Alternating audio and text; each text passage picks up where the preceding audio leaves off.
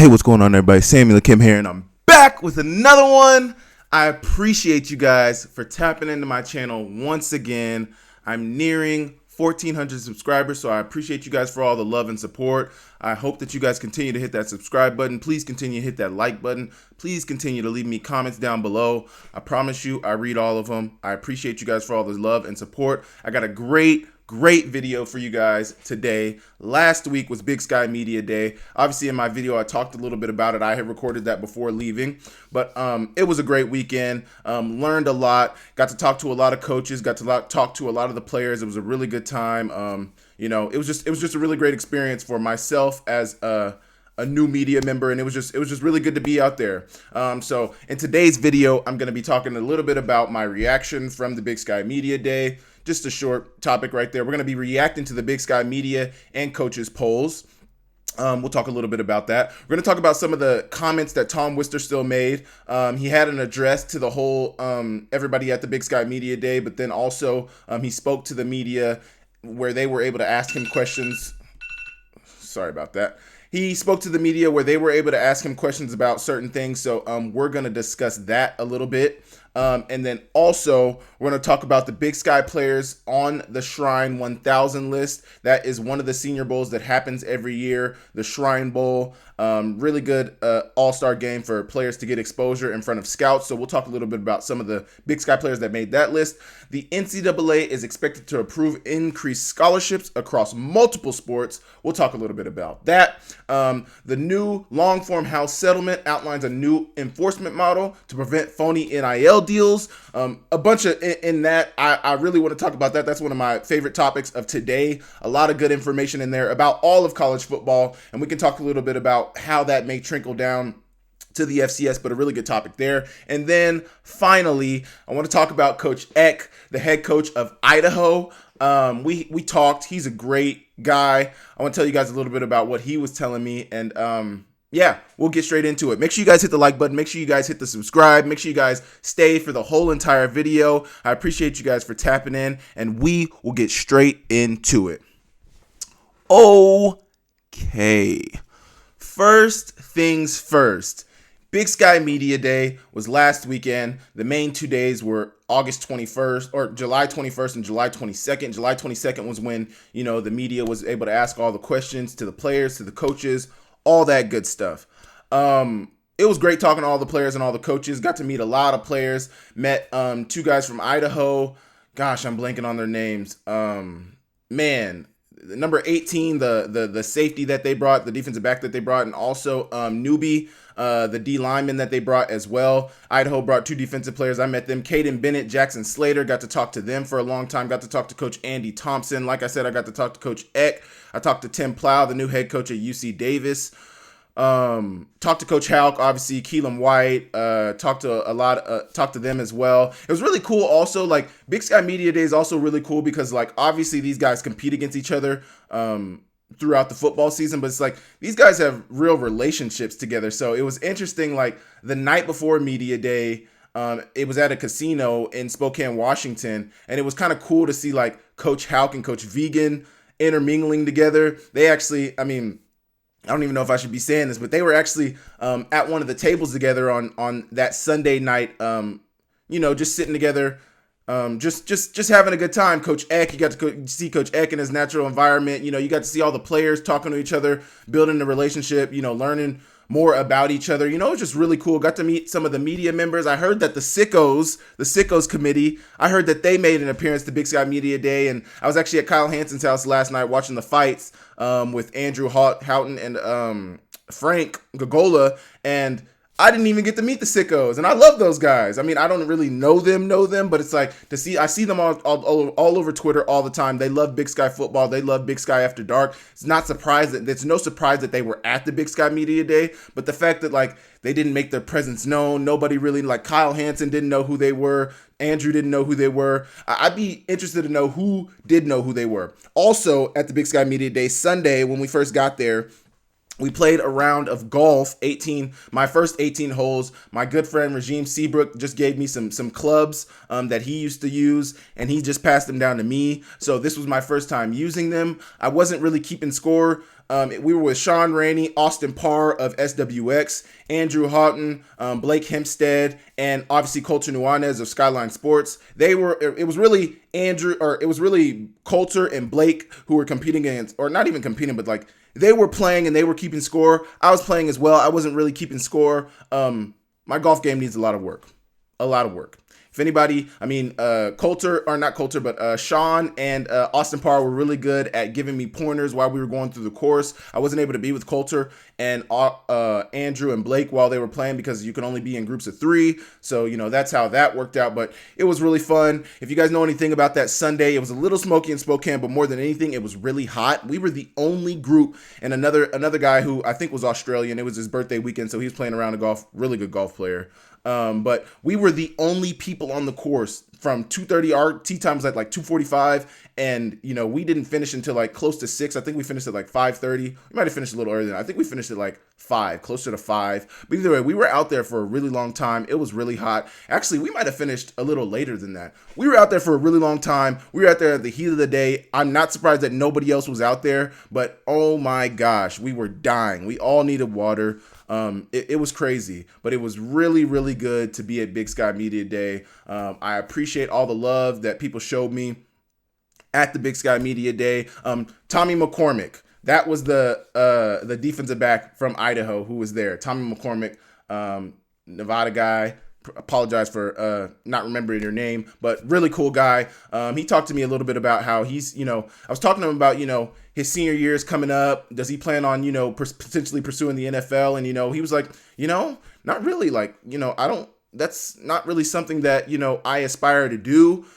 Obviously, I'm sure if he has a really good year and there's NFL scouts, asking him to at least try out, at least, do a pro day, at least, see what you can do, see if you can get picked up. I'm sure that's something he would look into, but like he's already planning on, he wants to be a orthopedic surgeon. I think he said ankle, knees, and shoulders, I think is what he said he wants to work on. But like he's already taken the MCAT. He's already ready to go to med school. He got a really good score on his MCAT. Like really intelligent guy. Like I was very impressed talking to him. Not that, I assume that football players are dumb, but that's not something you hear from guys a lot of times. Like he's already got his path set out in front of him. And that just made me really happy to hear. Like this guy, he's a football player. A lot of times the goal for a lot of football players is the NFL. So to see him say, no, I want to be an orthopedic surgeon. That's been something that's been my goal, my dream for a long time. And, I'm right there. I got one more year of school, really maybe one more semester of football. And then I'm ready to start pursuing that. And, really awesome guy. Like I said, like it was really great to talk to all the guys,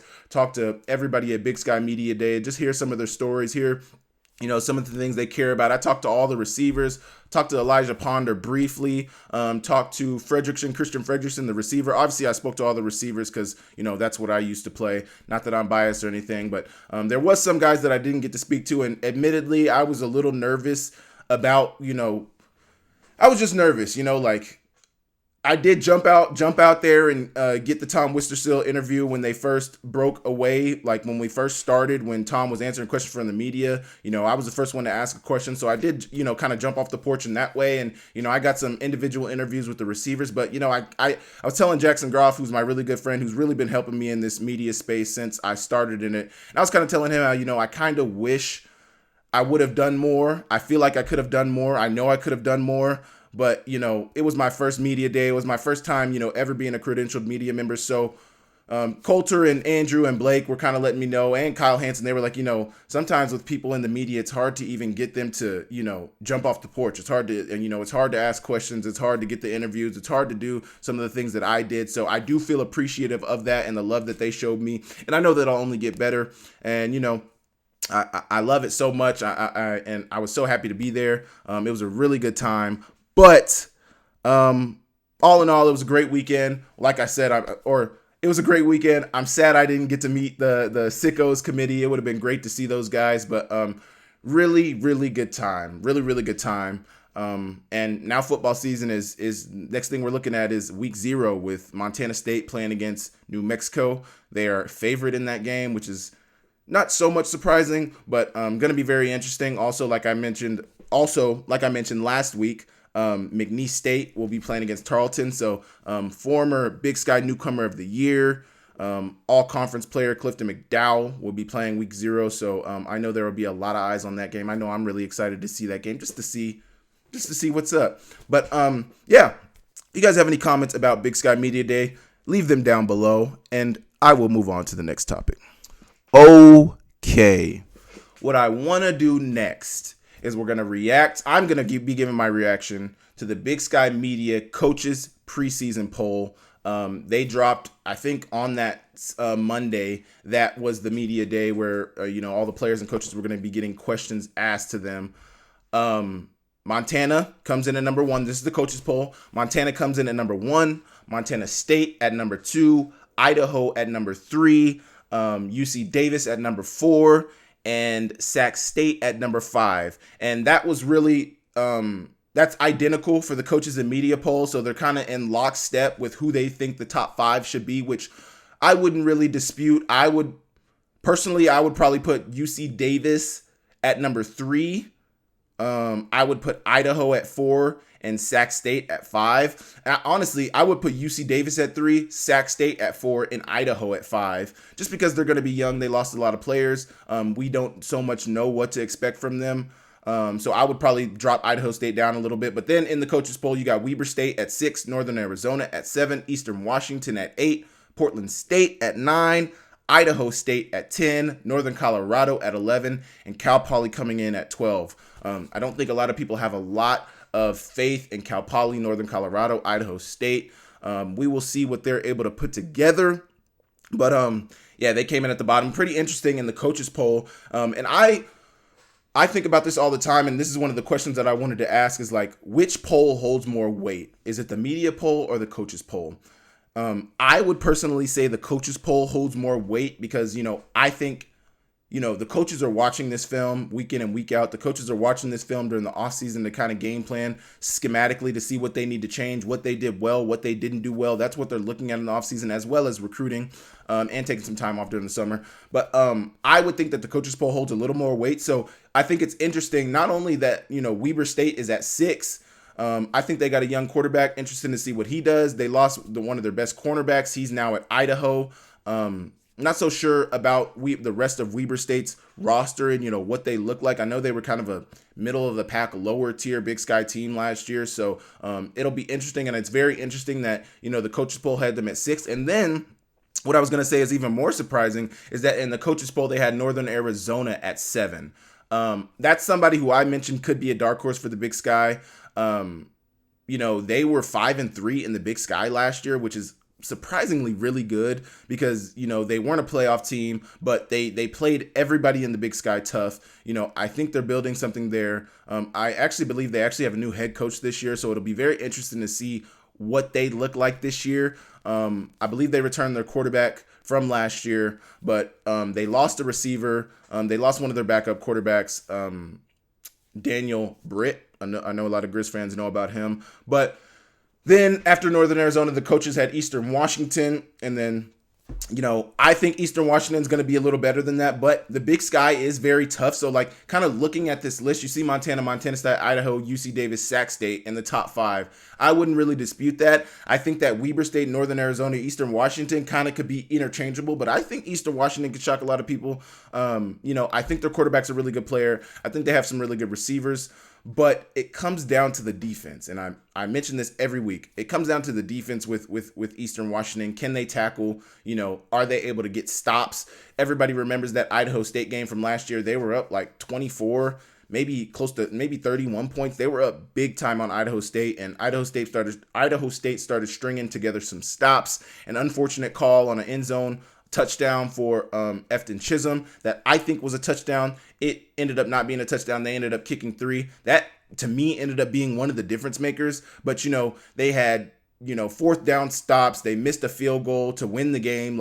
Eastern Washington just kind of collapsed at the end of that game. So really unfortunate for them in that standpoint. But then you look at the media poll, Montana State, Idaho, UC Davis, Sac State.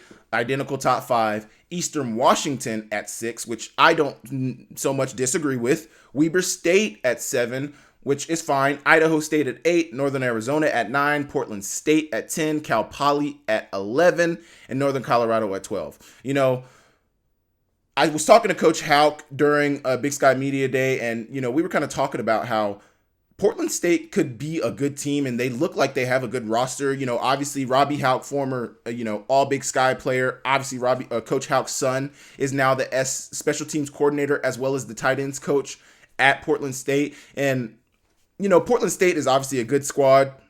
They have some good players. Dante Sachere, one of the players who made the Shrine Bowl 1000 list, which I'm going to be talking about later. Really good quarterback, one of the top quarterbacks in the Big Sky on that squad. But you look at Portland State's schedule, and I've talked about it for the last month or so about their schedule. I hadn't even been aware of it until, I was talking to Zach McKinnell I was watching Zach McKinnell's channel at Blue Bloods, and he mentioned Portland State's schedule. I went over and looked at it, and it's just like, man, they got a gauntlet. So it's like Portland State might have a good squad, but their schedule, they're playing I want to say 7 or 8 FCS playoff teams from last year as well. Maybe not 7 or 8. They might be playing 5 or 6 FCS playoff teams from last year. And then they got two FBS schools on the schedule, Washington State and Boise State. So it's you look at their schedule and it's dang, man, they might get beat up. But, if they end up playing some of those FBS games pretty tight, that might say something about their roster and, who they'll be when Big Sky play starts. But, all of that is to be determined. They play South Dakota, I think, in their non-conference schedule as well, who was a playoff team. And then UT Chattanooga, who also was a playoff team. Either UT Chattanooga or UT Martin. I always get those interchanged. Let me pull it up, actually. I'll pull up the Portland State schedule right now. Portland State. They got so many Portland professional teams. Yeah, UT Chattanooga. So I was right the first time. They play UT Chattanooga, who was also a playoff team in 2023, I believe. I'm pretty positive. They're in the SoCon. Yes, playoff team in 2023. Yes, they were.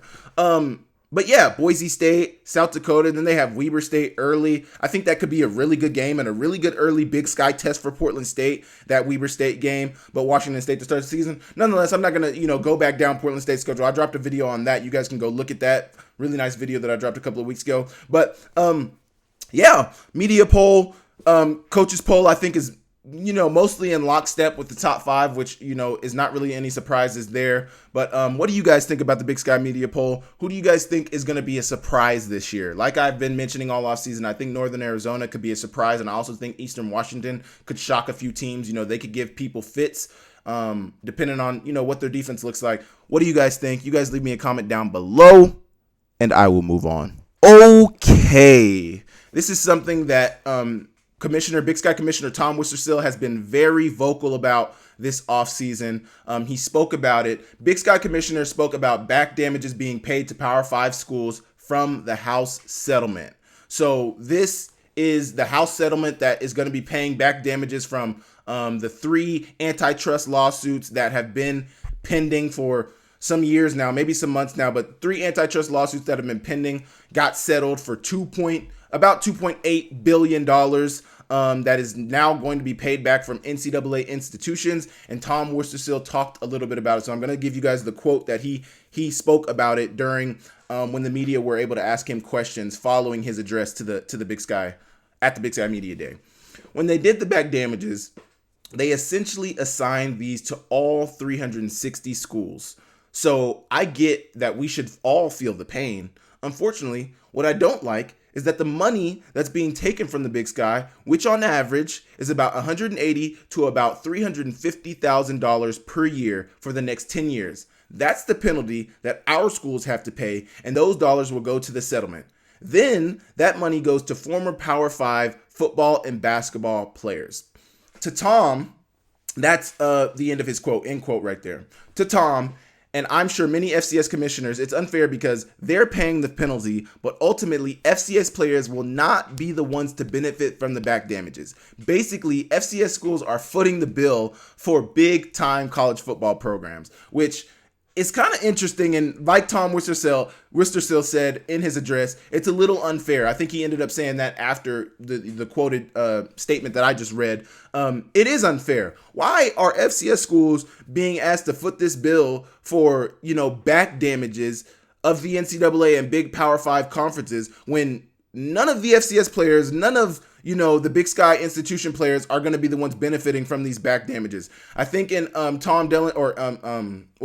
Dellinger's article that I read by Yahoo is that each player, it's going to work out to be like about $12,000 per year per player from these back damages, which is cool and that's all dandy. But why are FCS institutions, why are Big Sky institutions being asked to foot this bill when their players aren't going to benefit from it? Are they the ones who were, holding back money from players? My other question is, why aren't FCS players getting back damages? Is it because they aren't in the lawsuit? Is it because FCS players wouldn't have made a ton of money in the NIL era back in the day anyway? I'm very interested why that is. But this is something Tom Wistrcill has been very vocal about in the offseason about these back damages being paid. It's very interesting that the NCAA would, go down this route in order to pay back these back damages because, Power 5 schools make a ton of money.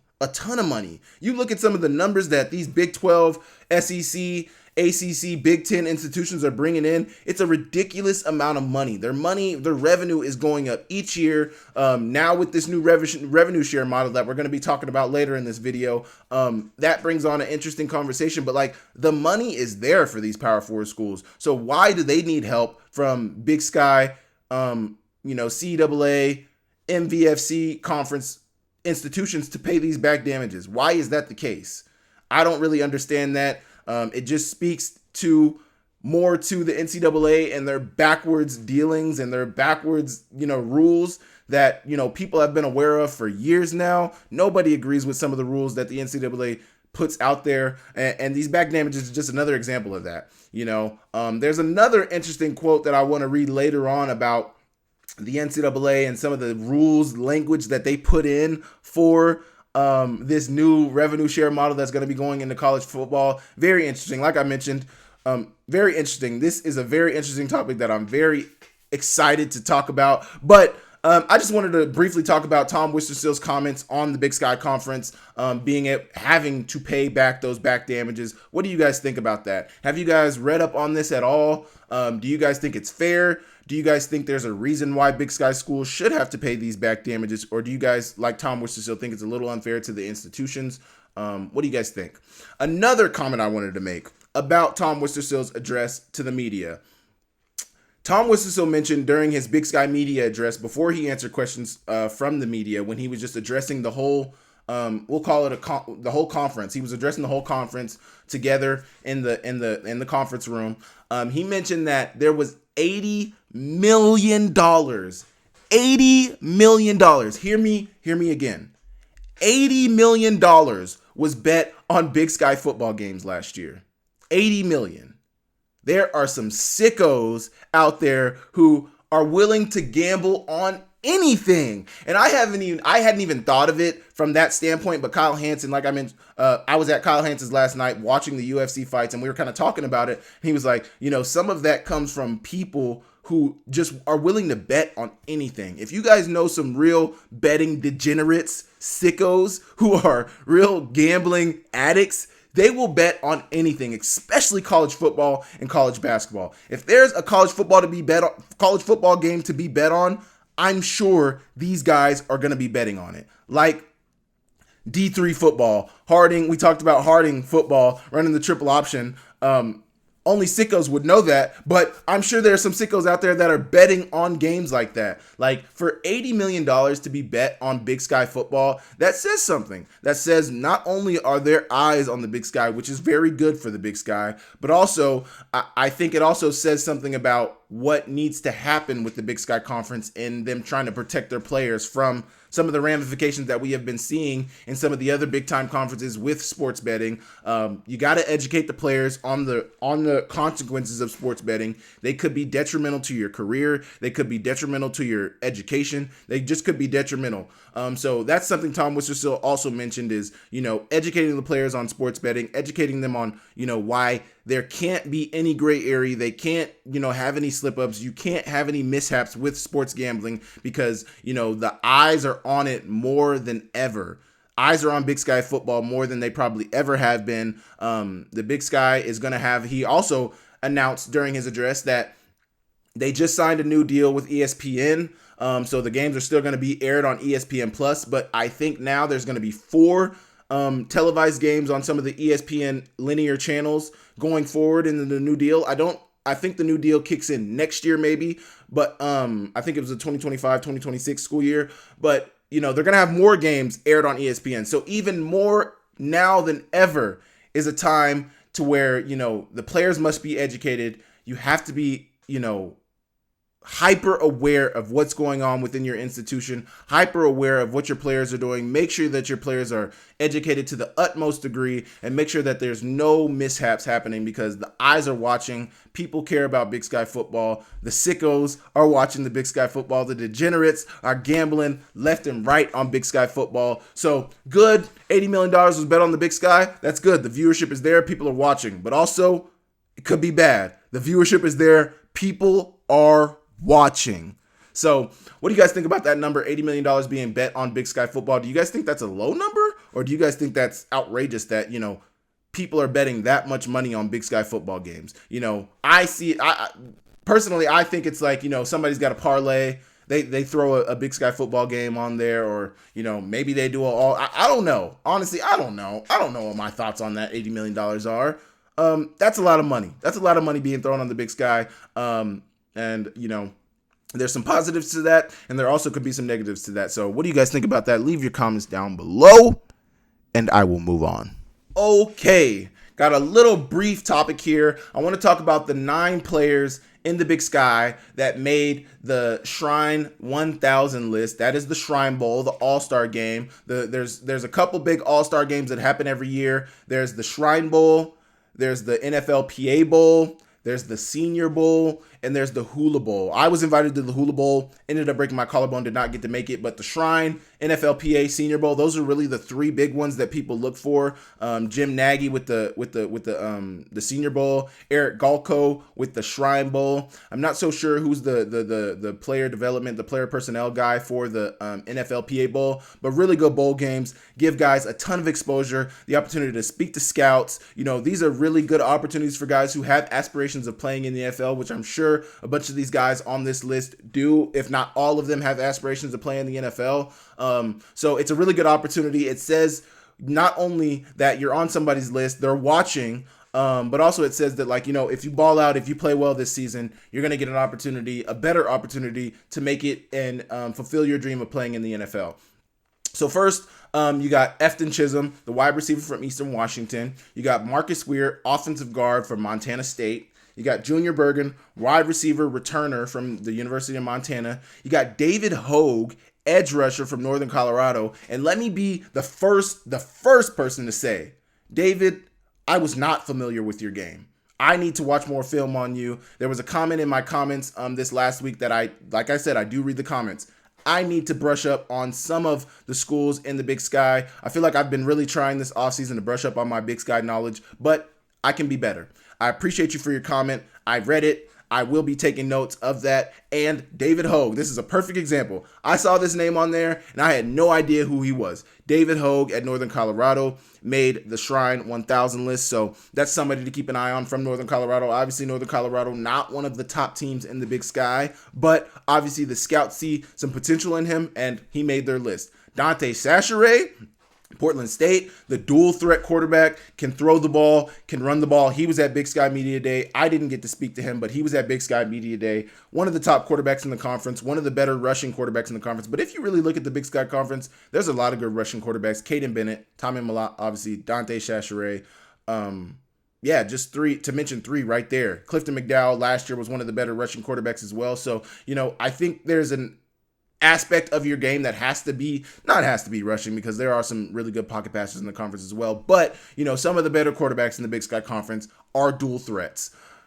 After Dante Sacheri, you got Jackson Slater, offensive guard from Sac State. He's actually somebody who's on the Senior Bowl's watch list. Jim Nagy actually, I think a day or two before Big Sky Media Day, had posted about Jackson Slater, talking about some of his the things that they like about him. Jim Nagy also mentioned some of the things that he would like to see Jackson Slater improve on. And I actually asked Jackson Slater about that when I spoke to him during the Big Sky Media Day. Really good conversation with him. Really cool guy. I'm excited to see what he's able to do this year. He's obviously on the Shrine 1000 list. I'm sure he's going to be on all the big all-star games watch list. I think it's really just like a trickle-down effect with these all-star games.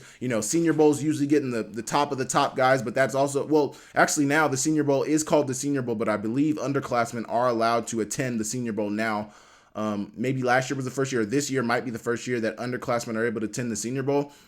But then it's probably just a trickle-down effect. NFLPA and Shrine, I think it's kind of a toss-up. I think either one, you're getting really good exposure, but the Senior Bowl is really that marquee one guys look for. And then, like I said, the Hula Bowl is one of the lower, I don't want to call it lower tier, because it's a really good opportunity to get in front of the scouts. Damon Talbot has done an outstanding job with that bowl game, so I don't want to downplay it. They are definitely making waves out here with the All-Star game, and he gave me an opportunity when nobody else gave me an opportunity at the All-Star game. So, I'm forever indebted to Damon Talbot. If you guys don't know who he is, Draft Diamonds, he is an awesome guy. Please go brush up on your knowledge on him. He does great for college football. Really good person. But I think it's just a trickle-down effect. Jackson Slater, obviously, like I mentioned, is on the Senior Bowl's watch. I don't know if he's on their watch list, but there's eyes paying attention to him. Also, after Jackson Slater, you got Lan Larison, who this week Jim Nagy posted about as a small school guy who could potentially make it to the Senior Bowl depending on how he plays this year. Lan Larison only played 8 games last year, had 1,100 rushing yards, I think 8 touchdowns, was the Offensive Player of the Year in the Big Sky Conference. I mean, just a dog of a player, really versatile, has return ability, good running back, can catch out of the backfield. I mean, he's a really good football player. No surprise that he is on the Senior Bowl.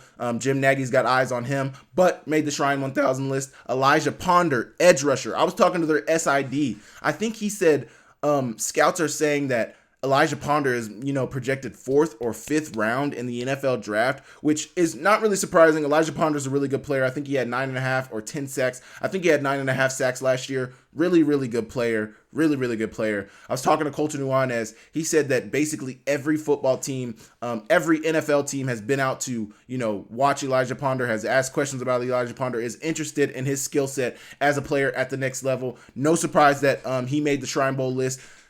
Jim Nagy also spoke about him.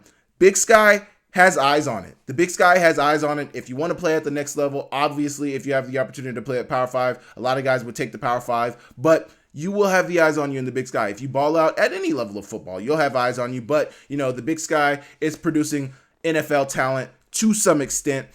Guys are balling out. Guys have a lot of potential to play at the next level, and these guys are showing that. And then you got Abraham Williams, former player at Weber State, really good returner.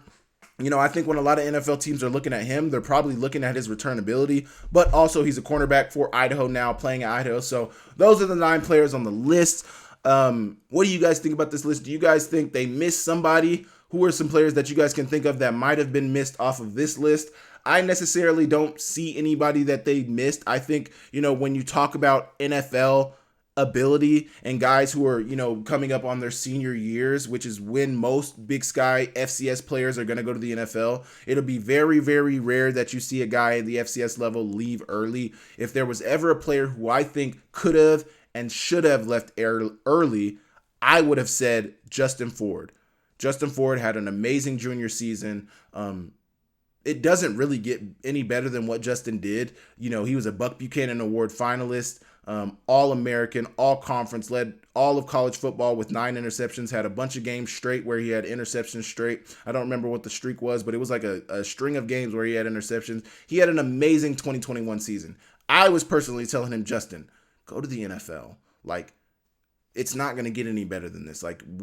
you can't have a better season than he had. He literally had one of the best cornerback seasons for an FCS player that I've ever seen. Like, he was all over the place, a absolute ball hawk, playmaker, making plays all over the field. If there was ever a time where a guy should have left early, I think that was then. Also, back in like 2018 or 2019, there was a receiver, Isaiah Coulter, at Rhode Island who ended up leaving early. He actually ended up getting drafted late in the draft. I think he was like a 4th or 5th round draft pick to the Texans. I'm not so sure where he's at now, but it does happen, but it's rare. But these are some of the guys that are on these guys' list. Who do you guys think they missed? Leave me a comment down below, and I will move on. The NCAA is expected to approve increased scholarships across multiple sports, per Ross Dellinger at Yahoo. If you guys aren't aware of Ross Dellinger, I've been, covering some of the stories that he's been writing this offseason. He's covering college football amazingly. He is a great college football reporter at Yahoo. He does a great job covering the sport. Make sure you guys go check his article out. It's called The NCAA. I'll just link it down below. But as a part of the new revenue sharing model, beginning in 2025-2026 academic year, scholarship restrictions are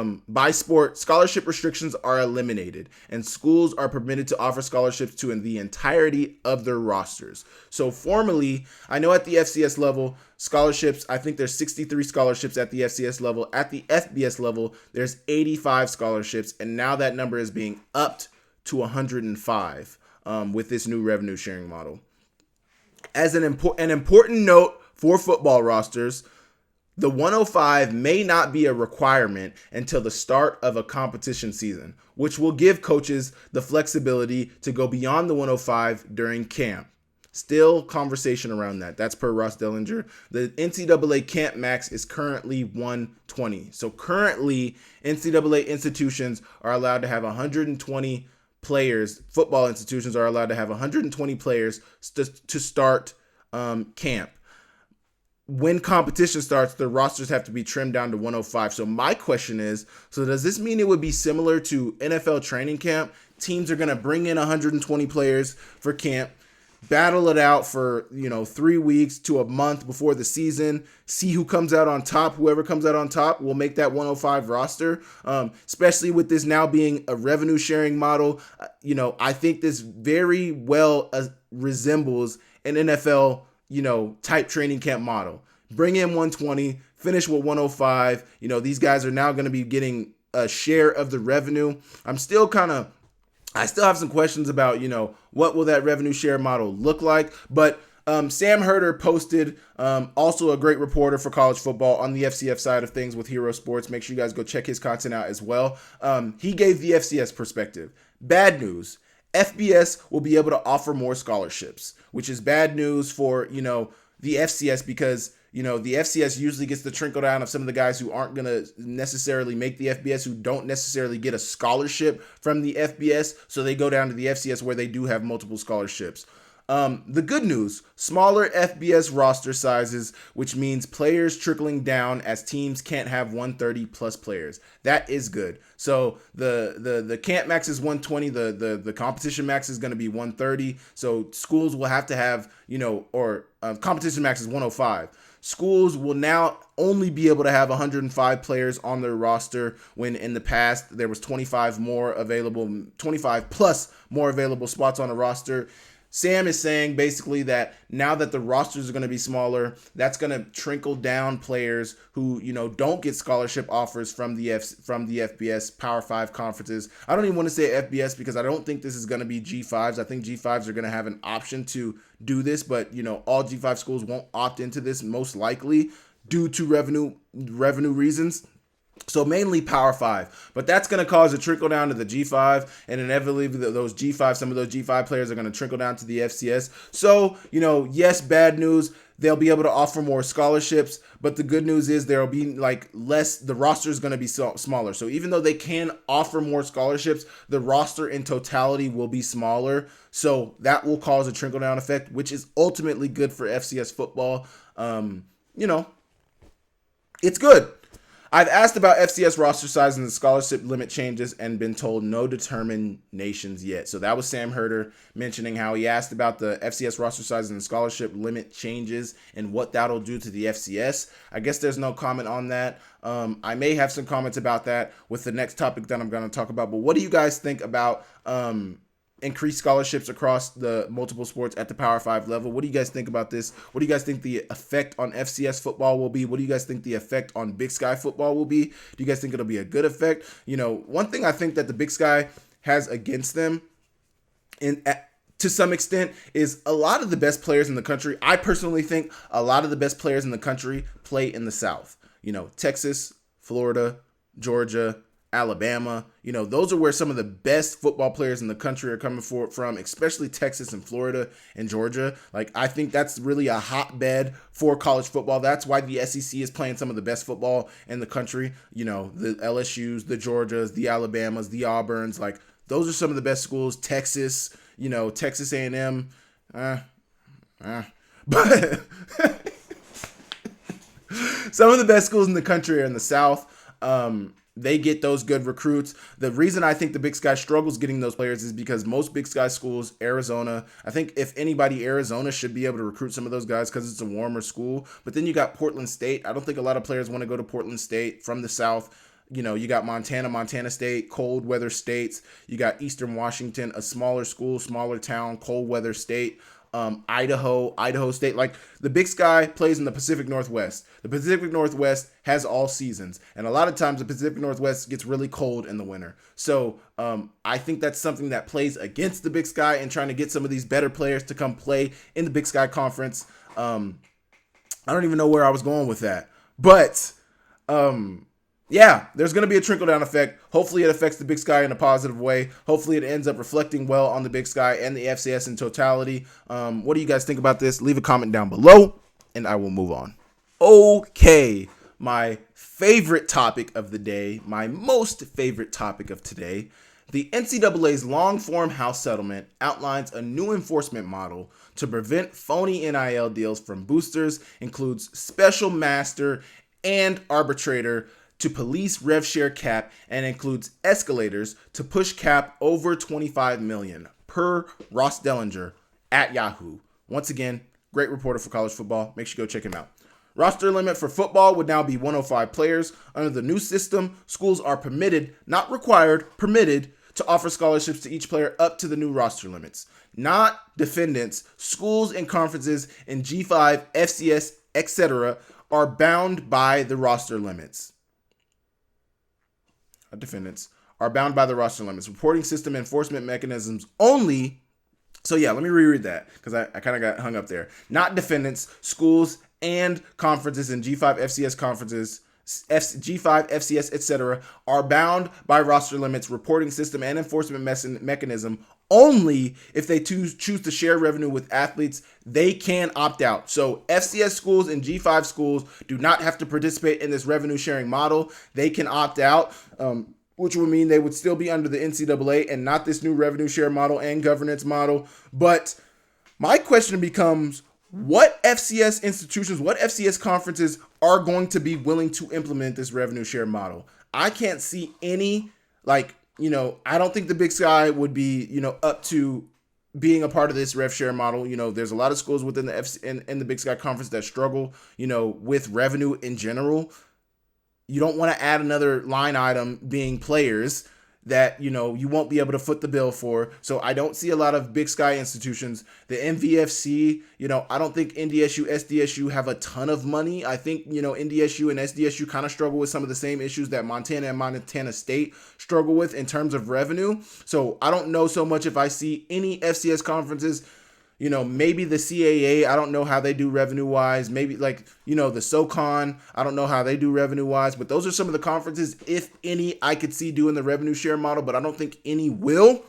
I would love to talk to a commissioner. I'd love to get Tom Wistrcill on an interview and, talk to him more about how he sees that playing out for institutions at the FCS level, if he sees anybody ever opting into this revenue share model. But there's some really good language in this article by Ross Dellinger, and I want to talk a little bit about it.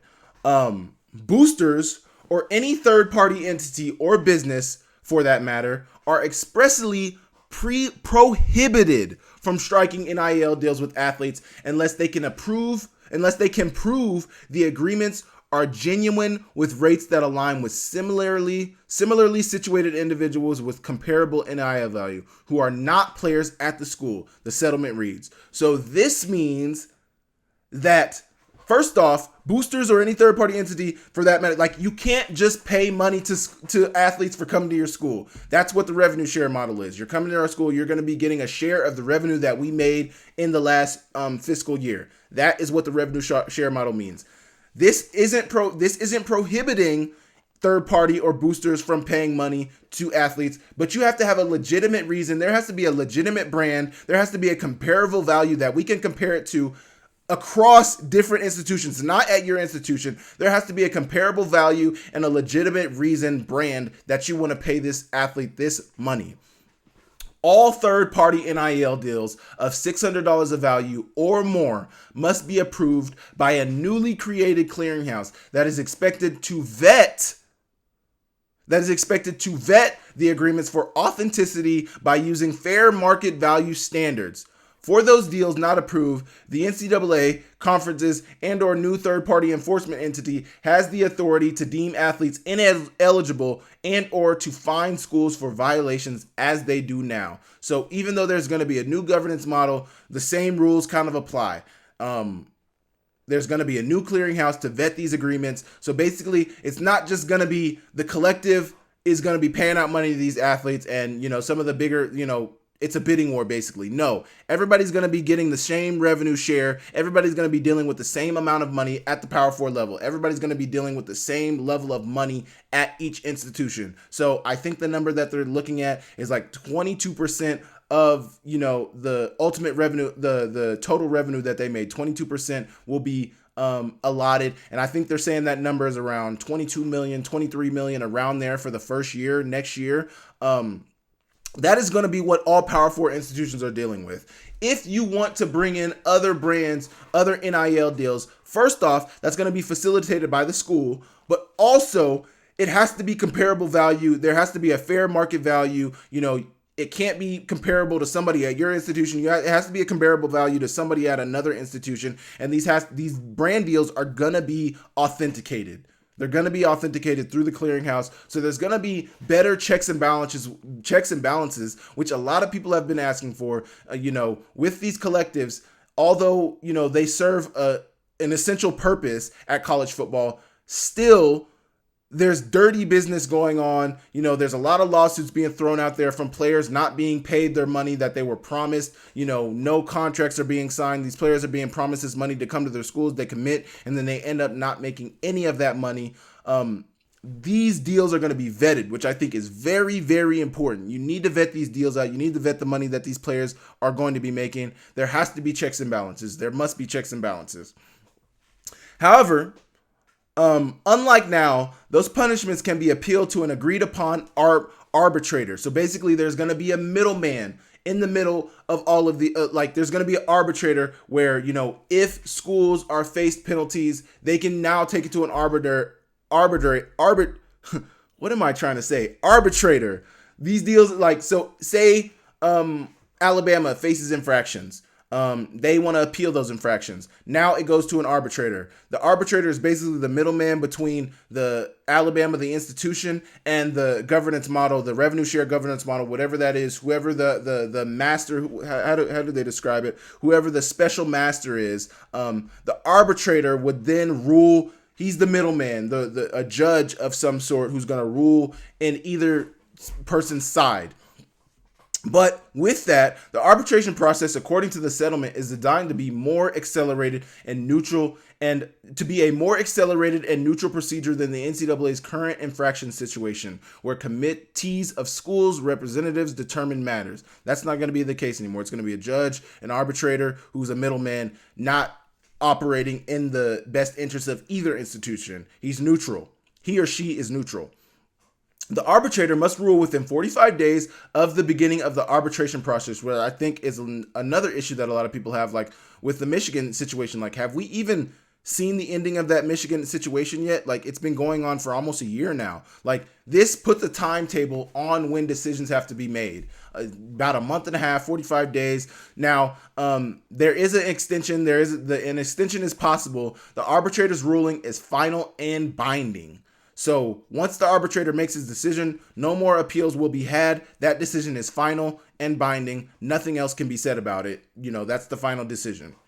During arbitration, enforcement penalties, for instance, a player ruled ineligible, will be stayed until a ruling. So if a player is ruled ineligible for NIL violations, for whatever violations there are, that ruling will be stayed until a ruling is made by this arbitrator. So the 45 days for them to take a ruling, maybe there's an extension. That, however long that process takes, that player is ruled ineligible until that process is finished. I'm not so sure if that was the case previously under the NCAA, but that is going to be the case now in 2025 and 2026. Arbitrators have the power to request the procedure of documents, request the production of documents. I cannot read today, guys. Please hang in there with me. I promise we will get through this. Arbitrators have the power to request the production of documents and witness testimony. It's unclear if that entails subpoena power. I'm sure that probably will. I don't know what subpoena power looks like. I'm not a law professor. I've never went to law school. I don't study law. So, I don't know what entails subpoena power. I don't know how people get subpoena power, but that's a question being had. That's a question to be answered. The settlement makes clear that school funds used by an outside entity to distribute to athletes will count against the revenue sharing cap. This is a significant piece of information that seeks to eliminate the possibility of schools circumventing the cap. So this is something, when I first heard about this revenue share model, I was like, cool, there's still going to be a revenue share model. But what I mentioned was that, okay, there's a revenue share model, but what happens with the collectives? Because yes, that's basically, I see it as there's a guaranteed dollar amount that you're going to make. The NIL money or the collective money now becomes incentives. That now becomes the money on top that, you're able to outbid people on. So it still becomes a bidding war. These guys have guaranteed dollars in the rev share model, but then you're going to be getting more money on top of the rev share model from the collectives that want to give more money to be able to get these players to these schools. This seeks to eliminate all of that. I'm going to reread what I just read. The settlement makes clear that school funds used by an outside entity to distribute to athletes will count against the revenue sharing cap. This is a significant piece of information that seeks to eliminate the possibility of schools circumventing the cap by fueling institutional monies through multimedia rights holders, foundations, collectives, and other agencies for athlete distribution. Collectives. That's what they're talking about. As some are currently doing. While that practice is permitted, the monies distributed are subject to the revenue sharing cap, and NIL deals with athletes must be approved by the clearinghouse. So not only will these deals be subject to the cap of the revenue share, so you pay an NIL deal, that money might count towards your cap. Money that you can be paid out to your other institutions, to your other athletes. But also the NIL deals are being vetted. As a part of the revenue sharing model, schools can serve as an athlete's marketing agent for third-party NIL deals by entering into exclusive or non-exclusive endorsement agreements to purchase a player's NIL. So basically, the Division I committee announced this year that schools who were previously not allowed to be involved in NIL deals, not allowed to be involved in anything NIL related, are now able to, act as a middleman between, the player and these deals, and possibly even the collectives. The institutions are able to be involved in that now. Now, this language is saying that the schools can operate as a marketing agent to go out and seek deals for these athletes. They don't need an agent. They don't need, which I think is good because the agent business can get sticky when it's young college athletes who, don't know any better, just trying to make a better way for their family, just trying to make a better way for themselves. Allow the schools to be able to operate who ultimately want the best interest of these athletes in the first place. Allow the schools to operate as the marketing agent. Let them go out and search for the deals. Let them out and go do the bidding for the athletes. Don't bring in agents. Don't bring in these collectives. Allow the collectives to stay as a third party. Let the people who operate with the athletes stay operating with the athletes. This is the transaction that permits schools to share revenue with athletes, but it also does something else. Schools are permitted to procure outside third-party NIL deals for their athletes that do not count against the revenue share cap, as long as those deals are proven to be authentic. So schools are allowed to go out and get deals for the athletes. They don't count against the cap as long as you're able to prove that they're genuine, authentic deals. Such a policy incentivizes schools to find organic endorsement deals that are for their athletes with brands and businesses. So a lot of times these NIL deals are given to these athletes who don't necessarily have so much of a big brand. They're a big player on the field, but they don't so much have a big brand name that's going to bring actual attention to another brand. That's what NIL is supposed to do. Name, image, and likeness. My name, image, and likeness can garner some attention for your company, for your business. I am operating with your company and your business to bring eyes and attention to your brand, and that is why you're paying me a dollar amount. That is what the clearinghouse, that is what this new model is seeking to do. Schools can use a marketing agency to as well do this. There's an example. Player A, for example, receives $100,000 in revenue share from his school, but also receives $50,000 from a third party for an endorsement deal that is approved as authentic. The $50,000 is exempt from revenue sharing cap because they were able to prove that is an authentic brand deal that, it's authentic. They're able to prove that it's authentic. That would not count against their cap. As has been reported for months now, the formula to determine the revenue sharing cap is 22% of an average of certain power school revenues. Those figures include most notably ticket sales, television contracts, and sponsorships. So the money that these schools are bringing in is now subject to this revenue sharing model towards the athletes. And I think when all of this got begun, we finally make it to here. This is why I wanted to talk about this because, all these lawsuits have been going on. All this stuff has been going on for such a long time. People have been asking for athletes to get paid. And, the NCAA rushed it in 2021 and just said, okay, or I think it was 2020 when these things started to go into place, but said, okay, NIL will be a thing. But I think it was very rushed. There wasn't a lot of rules out there, but I think they were feeling the heat because governments were starting to pass laws and pass rules that were going to circumvent the NCAA and say, no, these athletes need to be paid. You guys need to figure out a way to do it. I think this is the model that people were seeking when they originally sought. These athletes bring in a ton of money to these institutions. The revenue share model is the only fair way to do it. The money that you guys are getting because of us. We play on Saturdays. We are making the plays. We're the people. We're what people are watching on TV. We deserve a piece of that money that you guys are ultimately going to be getting from. We deserve a piece of that. So that's what this new revenue share model is saying, is that from the contracts, from television contracts, from sponsorships, and from ticket sales, we are now getting some of that money. Tickets are being sold because of the players. The television contracts wouldn't be a thing if the players weren't a thing. Sponsors would not want to sponsor your institution if the athletes weren't ultimately outstanding players, outstanding people. Like, that is why NCAA college football exists in the first place. The athletes. So compensate the athletes, let them get a share of the piece, let them get a piece of the pie. I think this is ultimately very fair for the athletes, very fair for the institutions.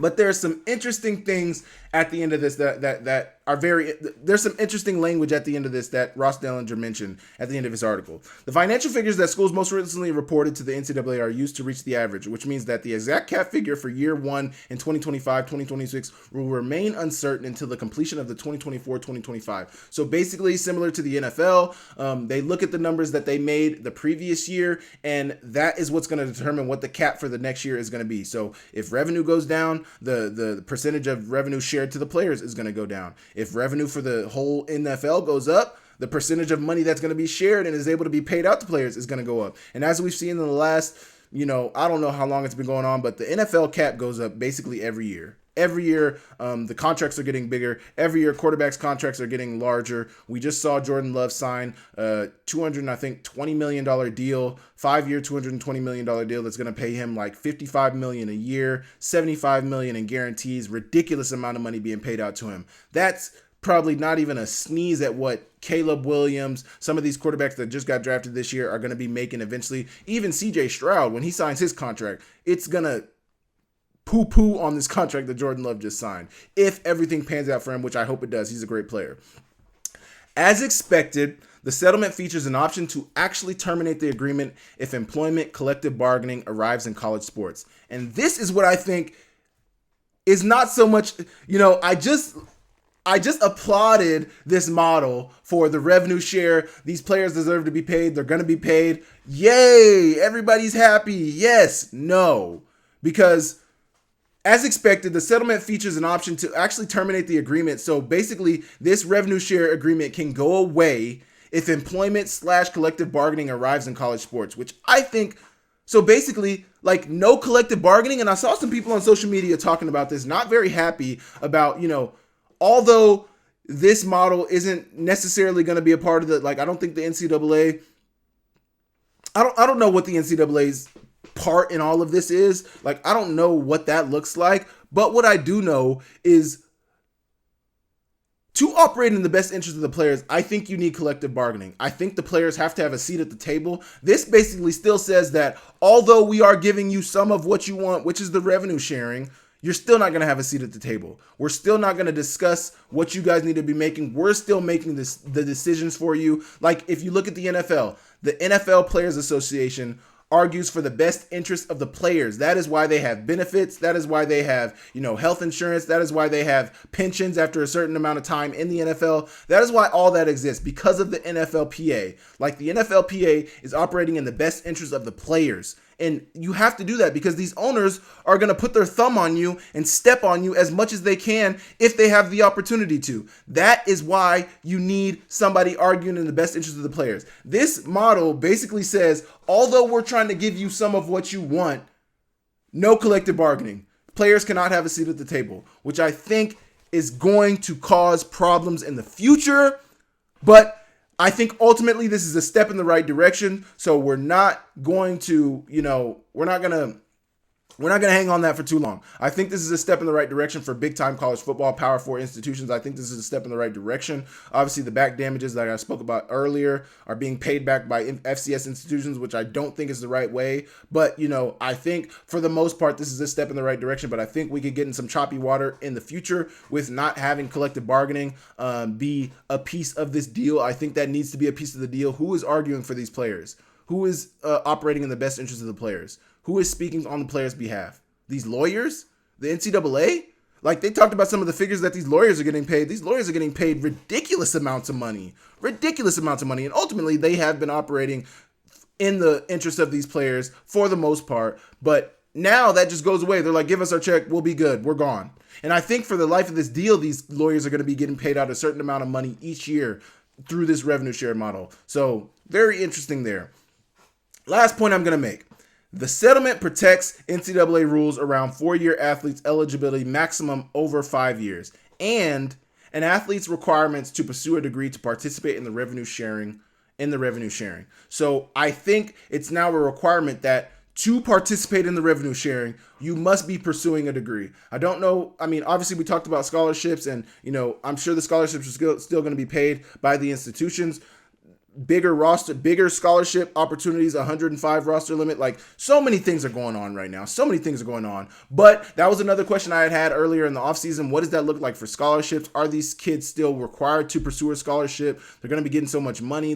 Do they need to pursue a scholarship? They're basically employees, although this model says they're not employees. They're still student athletes, which I think the NCAA has always wanted to maintain, that these guys are still amateurs. These guys are still students pursuing a degree, which is ultimately what a lot of people would say the main purpose of college sports is. Obviously, to get to the next level. For a lot of people, that's what it's seen as. But for some of these institutions, it's to get a degree to better their life for the future. And that still exists now. So very interesting. What do you guys think about that? Leave me some comments. I know that was a very long topic. That was the topic I wanted to talk about all day. So you guys let me know what you guys think about that in the comments, and I will move on. Okay, my last topic of the day. Like I mentioned at the beginning of the video, I was at Big Sky Media Day this past weekend. Really good time. Had a really great time talking to all the players and all the coaches. I mentioned I talked to some of the coaches like Coach Egg and Coach Andy Thompson. Coach Andy Thompson, obviously a former Grizz. I would love to talk to him. I did talk to him. We talked for like 30 minutes. Really great conversation. He's a really good guy. Head coach at Sac State. If you don't know Andy Thompson, I'm sure all of you already know Andy Thompson. But Coach Eck and I were talking. First off, he said he watches my content, which I was, very surprised to hear. I think Coach Andy Thompson also mentioned that he's seen my videos as well. So, I have the eyes of the Big Sky coaches, which, kind of gives me a little bit of pressure, to be buttoned up. But also, I feel like that shows a level of respect that they have for me. They know who I was as a player. They know what I bring to the table, and they respect me, breaking down some of their games. They respect me breaking down the game I do.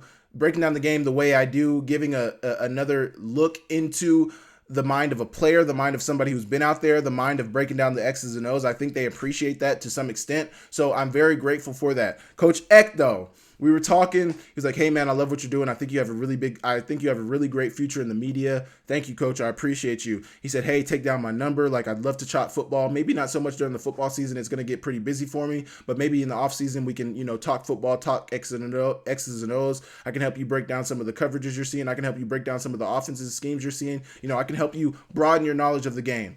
Thank you, coach. I appreciate you so much. Thank you, coach. He ended up giving me his number. I actually texted him after our conversation because of what I'm about to tell you that we talked about. But Coach Eck, great guy. I've heard nothing but good things from other media members who I've talked to about Coach Eck and about, our little interaction that we had. He's an awesome guy, great head coach. He just confirmed everything I already thought about him from seeing videos of him and seeing interviews of him. Great freaking guy, down-to-earth guy, loves his players, loves to coach, has had a long history in coaching, has been in the Big Sky before and has returned as a head coach now. Just awesome. I love Coach Eck. Can't wait to chop ball with him, over the years going forward. But obviously, one of my better breakdowns that I did last year, one of my bigger breakdowns that I did last year was the Montana versus Idaho game. And Idaho lost that game. Idaho almost came back. They ended up getting called on an onside kick that they ended up recovering, but Hayden Hatton ended up being offsides. Some people will call it a questionable call. They called it. The Grizz ended up getting the ball back. They didn't score. Idaho did end up getting the ball back, but they fumbled, and that was the end of that. There was a play in that game where Clifton McDowell rolled out to the right and ended up hitting Keelan, who also, I think Keelan had ran I can't remember exactly what Keelan had ran, but he ended up rolling back to the right, getting in Clifton's vision, and Clifton found him. Keelan made the catch, and it ended up being a first down. It might have been a third down play that Clifton and Keelan had made this play on. Coach Eck mentioned that play. I should have brought up the play. I should have brought it up to show you guys, but Coach Eck brought up the play and was like, yeah, there was a play in your breakdown. I love your breakdowns. There was a play in your breakdown where, you had actually said it was a good play, but in reality, it was illegal man downfield and offensive pass interference. And, we ended up finishing our conversation. I kind of had a laugh about it. I was like, dang, coach, I do need to work on my objectivity a little bit. If you guys have been paying attention to my channel, I've mentioned that multiple times this offseason, that something I'm really trying to work on is being way more objective. Obviously, I'm a Grizz guy at heart, but I'm covering the Big Sky, so I need to be objective and not hold any favors for anybody. I need to call it how I see it, and that's how I'm going to try to do it this year. Call it how I see it, be straight up and down with how I am. I feel like I was very, honest with Grizz whenever they didn't play well as well last year. So, but, in plays like that anyway, I went and looked at the play. There was 3 linemen downfield. I think it was Junior or Aaron who was downfield blocking while this was happening, because I think it was an RPO and Clifton had ended up scrambling out of the pocket. He was so right. Illegal man downfield, offensive pass interference. He was dead right. I didn't end up texting him that day. I tried to run out because he had walked out into the casino, and I was like, "Where'd Coach Eck go?" And he was already gone. But he was so right. I ended up texting him on our way back to Missoula when we left Spokane, and I was like, "Hey, coach, you're right. Lineman downfield, Offensive pass interference, you're so right. I do need to work on my objectivity, but I appreciate you for letting me know. I appreciate you, not bringing it up in an aggressive way, being hateful or anything. I appreciate the way you brought that up. I appreciate you. I appreciate the way you addressed that topic. Thank you. I can't wait to watch your team this year, and I'm very excited, to develop a relationship with you over the years. I don't think I said that last part, but I am very excited to develop a relationship with Coach Eck. And I do appreciate, him telling me that, and I appreciate you guys leaving comments on me. Not so much, I appreciate you guys leaving comments. Anytime you do, you let me call it how it is. Call it how it is. Call me out. Let me know, when I'm not calling it straight. Let me know when I miss something. Let me know. Because I'm not perfect. I make mistakes as well. I'm learning. So I appreciate that. And I appreciated that from Coach Eck. I appreciate, the mentality that he brought to it. I appreciate, I appreciate him, man. I appreciate him. And I'm very thankful that I got to meet Coach Eck. I'm very thankful that I was at the Big Sky Media Day. I'm very thankful of the respect that I was getting from the coaches and players. It just feels good to be respected. It feels good to know that, people pay attention. It feels good to know that people care about, what I do in this media space. So I'm very thankful. I hope you guys nothing goes overlooked by me. I'm very thankful to be in the position that I'm in. I'm very thankful that I have eyes on me. I'm very thankful that people watch my channel, watch my content. So I appreciate all of it. And really, that's what I wanted to say with this Coach Eck topic. I wanted to tell the story because it was a little funny that, when he pays attention and, I always wondered, I wonder if anybody's ever going to call me out of I got to play wrong. I got a coverage wrong. Let me know. I'm not perfect. So I appreciated that from Coach Eck.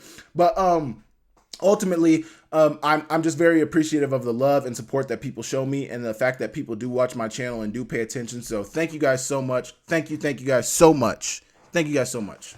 That is going to conclude my Tuesday video. Kind of a longer video today. Had some really good topics. Obviously, football season is gearing back up, so there's more to talk about now. And I'm very happy to be in the position that I'm in. I'm very happy to be part of the media, a little part of the Big Sky Media now. So I'm thankful for all the congratulations that you guys gave me. Obviously, I had my credential this past weekend, so it was really cool to do that. But thank you guys so much. Make sure you guys leave a like. Make sure you guys leave a subscribe. Make sure you guys tell me anything that you guys would like me to break down, anything that you guys would like me to talk about. Make sure you guys leave it down in the comments. Like I say all the time, I read your comments and I appreciate your comments. So appreciate you guys. Football season is coming fast and furious. Training camp is starting for the Montana State Bobcats this week, and the Montana Grizzlies will be starting. Most of FCS college football will be starting their training camp next week. Montana State obviously starting a week early because they play a week early. So Montana State, one of those schools that's going to be practicing a little early. But thank you guys so much. I will catch you guys next week. I appreciate you guys for watching the channel. Hit the like, hit the subscribe. Excuse me. I will see you guys next time. See you later.